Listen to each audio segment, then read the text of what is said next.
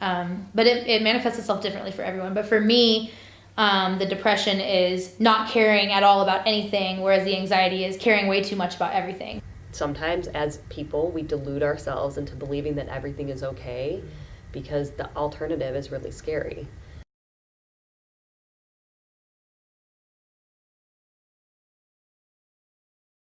Everybody goes through adolescence like differently. So there's the kids that are, everybody has like mood swings and stuff, like that's just teenagers and going through adolescence, like what happens. But for me, I always felt like that I was kind of on the outside looking in, like I felt like a fly in the wall. When I was 9 and I started noticing that I didn't like myself very much and I started feeling more sad.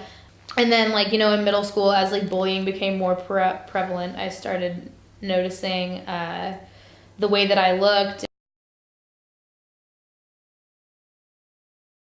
I remember I hurt myself for the first time when I was 9, and it was with like a mechanical pencil, and it was just a couple scratches here and there. And then I kind of held off on it until middle school, whenever I started getting more depressed and more anxious.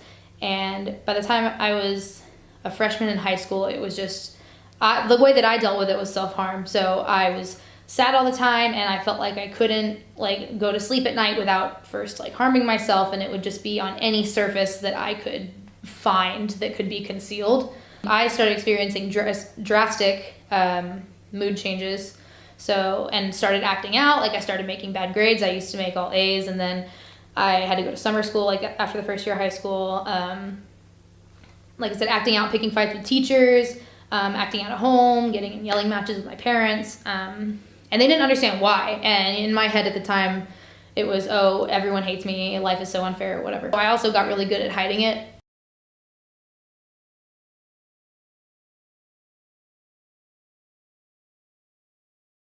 What's the difference between depression and anxiety in a teen versus just regular adolescent behavior?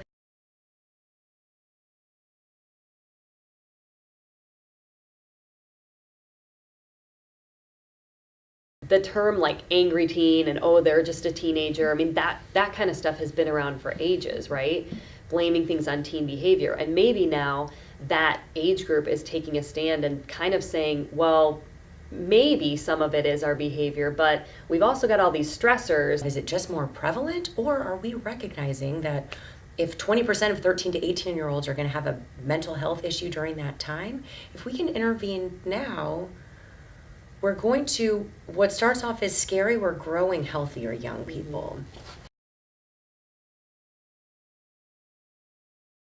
The parent might notice, okay, here's why I think something's going on. You're not going out of the house. You're barely like taking care of yourself. You're barely like holding it together, showering and getting dressed. You just seem to kind of stop caring about yourself. And yeah, I mean that's hard for a parent. Parents don't want to see their kids unhappy. Yeah. Moodiness is a common kind of teenage trait, but real highs and lows in mood or extreme irritability. I would say with anxiety, they're going to exhibit excessive worry, excessive fears, irritability. They may have experienced panic attacks where they actually have physical symptoms, shortness of breath, feeling like the room is closing in on them, talking about chest pain, tightness in their chest, almost like feeling like a heart attack, feeling like they can't catch their breath. Negative thoughts, trouble controlling their thoughts, racing thoughts. And then with depression, it's going to be more mood related. So low mood, lack of motivation, lack of ability to concentrate, not wanting to do the things that previously were enjoyable to them, sleep issues, eating issues, anger with teens, a lot of anger and irritability. Getting comfortable with saying the word suicide, even just saying it out loud. People have that misconception that if I ask someone if they've thought about suicide, then it's going to put it into their mind and then they're going to start thinking about suicide. And that's not the case. Just asking, have you thought about suicide? And then asking related questions like, do you ever feel depressed? Do you ever think about death? parents want to protect their kids, and one of the ways they can do that is by talking to them and asking those questions. And then that way it takes a little bit of that scariness out, both for the parent and the child. They're looking to you as the parent, and you can absolutely say, yes, I'm your parent, but I don't know a lot about this, and I want to be there for you, but maybe I can just listen.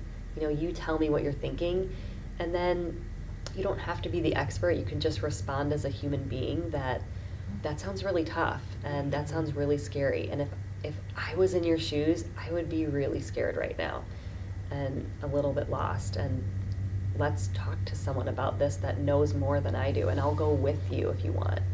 If your child was exhibiting physical health symptoms that you weren't sure what to do, Yes. you would say, well, let's go make a doctor's appointment. Yes. A contributing factor is isolation. So if someone feels alone, then suicide may feel like an option because they don't feel connected to anyone anyway. So if just by simply looping yourself in and saying, how can we work on this, I think that right away connects them to someone. Now, I mean, that's not it.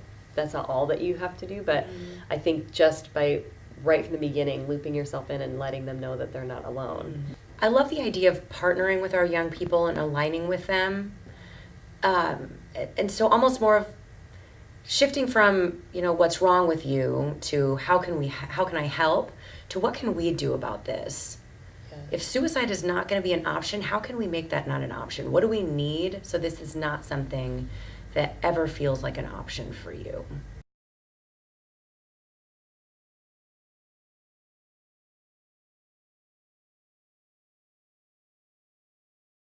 My parents were very supportive, but in the mentality of like peers, a lot of people have this mentality that people that are anxious or depressed are acting that way because they want attention and they don't take it as seriously as they should.